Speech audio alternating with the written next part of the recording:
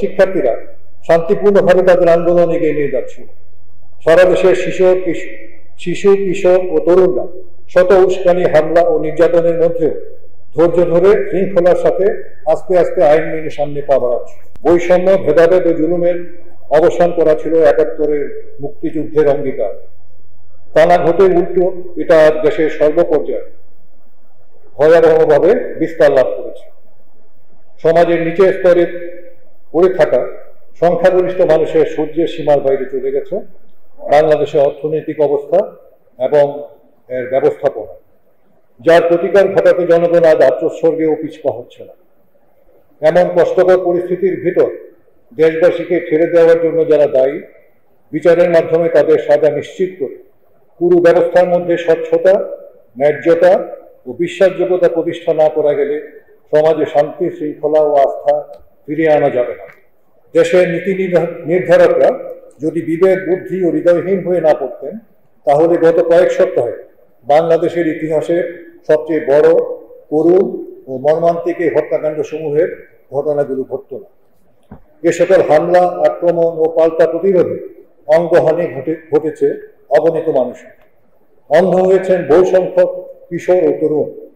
অসহায় নাগরিকরা প্রয়োজনীয় এবং জরুরি চিকিৎসাও পাচ্ছেন না। তার উপর চলছে ব্লক রেড, সন্ত্রাসীদের মাধ্যমে বাড়িঘর ম্যাশ চিনিয়ে ধরে নিয়ে যাওয়ার মতো ভয়ঙ্কর সব ঘটনা। মিথ্যা মামলায় গ্রেপ্তার হয়েছেন অথবা পালিয়ে বেড়াচ্ছেন হাজার হাজার নিরপরাধ কিশোর কিশোরী, তরুণ তরুণী, যুবক ও যুবতী।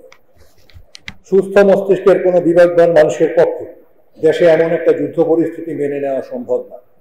কোটা সংস্কার আন্দোলনের শুরুটা দেশবাসী দেখেছেন, এর কোনো কিছুই মানুষের স্মৃতি থেকে মুছে যাওয়ার কথা নয়। প্রথম পক্ষ অর্থাৎ শিক্ষার্থীরা শান্তিপূর্ণভাবে তাদের আন্দোলন এগিয়ে নিয়ে যাচ্ছিল।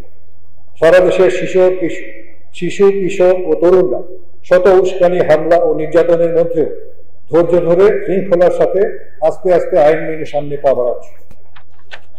বিপরীতে দ্বিতীয় পক্ষ যে উপর্যুপরি উস্কানি দিল, গুন্ডাপান্ডা দিয়ে সন্ত্রাস চালালো এবং পুলিশ, র্যাব, আনসার ও বিজিবি নামিয়ে আকাশে হেলিকপ্টার উড়িয়ে নির্বিচারে গুলি করে অগণিত কিশোর, শিশু ও তরুণের তাজা প্রাণ হরণ করলো, তা দেশবাসী কি এত সহজে অল্প সময়ের মধ্যে ভুলে যাবে?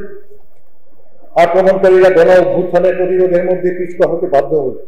পরবর্তী পর্যায়ে ব্যবহার করা হলো বাংলাদেশের সশস্ত্র বাহিনী। তাদেরকে ঢাল হিসাবে ব্যবহার করে কখনো সম্মুখ ভাগে, কখনো পিছনে ও পাশে দাঁড় করিয়ে অন্যান্য বাহিনীগুলো এই গণ আন্দোলনের উপর তাদের জুলুম, অত্যাচার ও নির্যাতন অব্যাহতভাবে চালিয়ে যাচ্ছে। কোনোভাবে এমন পরিস্থিতির দায় দেশপ্রেমিক সশস্ত্র বাহিনীর নেওয়া উচিত নয়। অর্থনৈতিক, সামাজিক ও সাংস্কৃতিক পরিস্থিতি থেকে উদ্ভূত এই রাজনৈতিক সংকটকালে আমরা ক্ষমতাসীন সরকারের প্রতি রাজপথ থেকে সশস্ত্র বাহিনীকে তাদের ছাউনিতে ফিরিয়ে নেওয়ার আহ্বান জানাচ্ছি। আমাদের সীমান্ত এই মুহূর্তে অরক্ষিত। ছাত্রদের যৌক্তিক আন্দোলন দমনের জন্য সীমান্ত হতে উল্লেখযোগ্য সংখ্যক বিজিবি সদস্যদের প্রত্যাহার করা হয়েছে। এ থেকে উত্তরণের জন্য সশস্ত্র বাহিনীকে অবিলম্বে সেনা ছাউনিতে ফিরিয়ে নিয়ে যে কোনো আপৎকালীন সংকট মোকাবেলার জন্য প্রস্তুত রাখা প্রয়োজন। অনুরোধ করে বলছি, এ সংকট আলোচনার মাধ্যমে সমাধানের উদ্যোগ গ্রহণ করুন। দেশপ্রেমিক সশস্ত্র বাহিনীকে ছাত্র জনতার মুখোমুখি দাঁড় করাবে। এমন পরিস্থিতি সংঘটিত সকল হত্যাকাণ্ড, জখম, গুলি, হামলা, ভাঙচুর, সন্ত্রাসের ঘটনার স্বচ্ছ ও গ্রহণযোগ্য তদন্ত হতে হবে জাতিসংঘের নেতৃত্বে এবং তাদের অধীনে।